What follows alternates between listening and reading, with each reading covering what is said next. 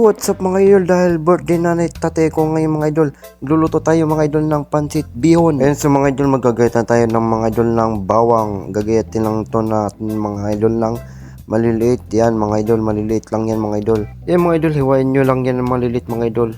Gustong gusto ko na din mga idol kumain ng pansit. At birthday din nila nanay ngayon at tatay, kaya gusto ko din magpansit mga idol. Magluluto tayo ng pansit. First time ko mga idol magluto. At yung mga idol, magagayat tayo ng sibuyas. Gayatin din natin yan mga idol ng maliliit. So yung mga idol, gayatin lang natin maliliit para mabilis siya maluto.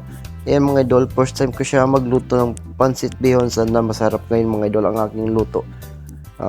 Nanood lang ako mga idol sa YouTube, tsaka nagtanong-tanong lang ako sa aking partner kung paano magluto. Yan, so mga idol, sana ma-perfect ang aking pagluto ngayon mga idol ng pansit bihon.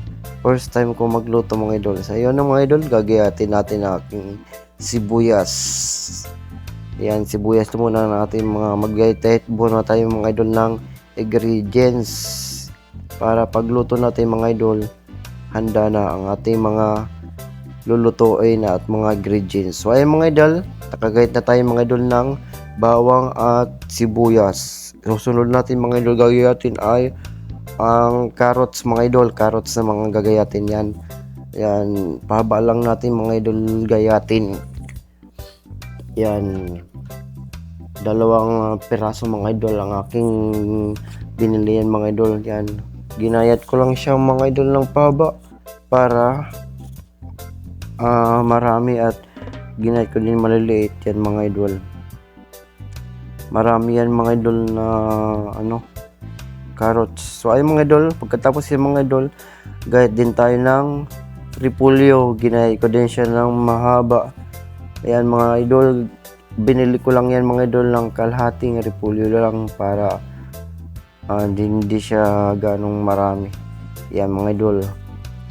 Yan, haba lang mga idol ang paggayat ko. At pagkatapos yan mga idol, yan, Bagyo beans naman ang aking ginayat mga idol.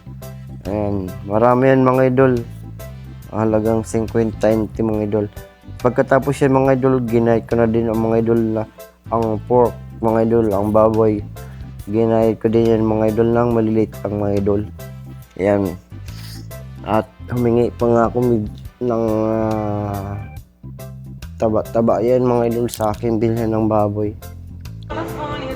Yan, ginayat ko lang siya ng maliit. At pagkatapos yan mga idol, yan, magluluto na tayo, maglalagay na tayo mga idol ng mantika sa ating nahiwagang kawali. At mga idol yan, unahin natin mga idol ng sibuyas. Yan, unahin natin yung sibuyas. At pagkatapos yan mga idol, ang sibuyas ay sunod na natin ang mga idol ang bawang. Ayan mga idol, pagkatapos yan, haluin lang natin yung ating sibuyas.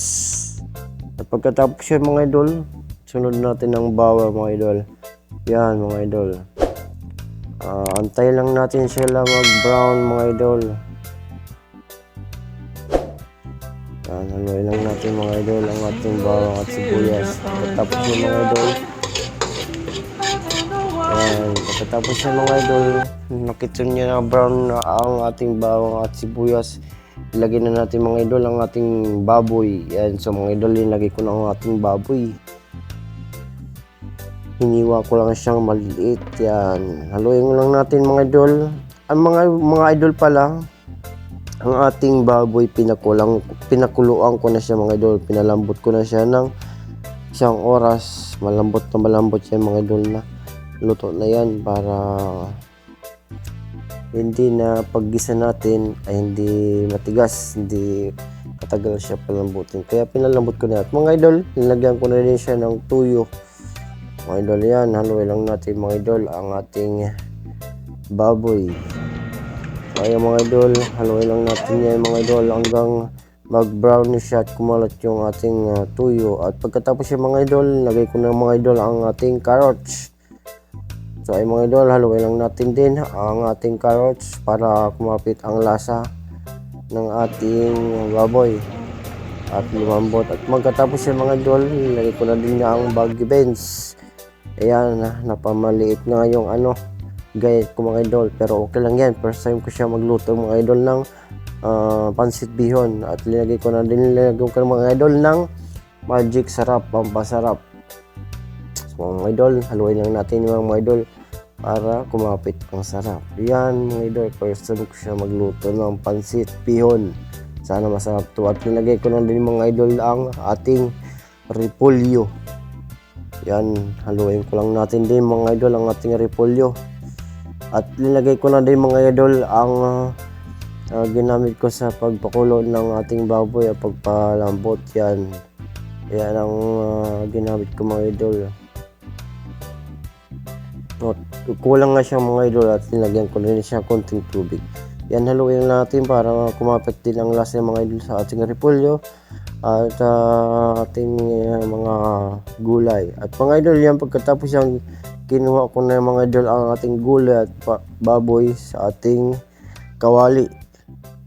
Yan, tinanggal ko mga idol para umiiwan ang ating mga idol ang sabaw.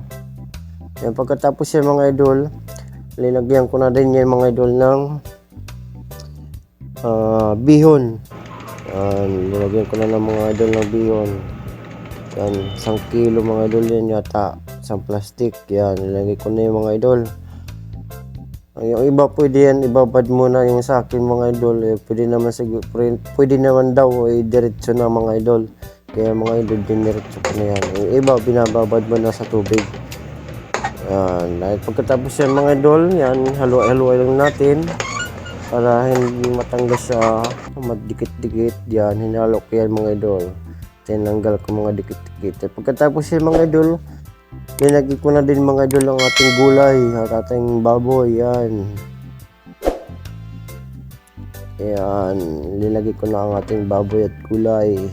At pagkatapos yan mga idol, haluin lang natin yan. Malapit na siya maluto mga idol. Pagkatapos yan, haluin natin yan. Yan.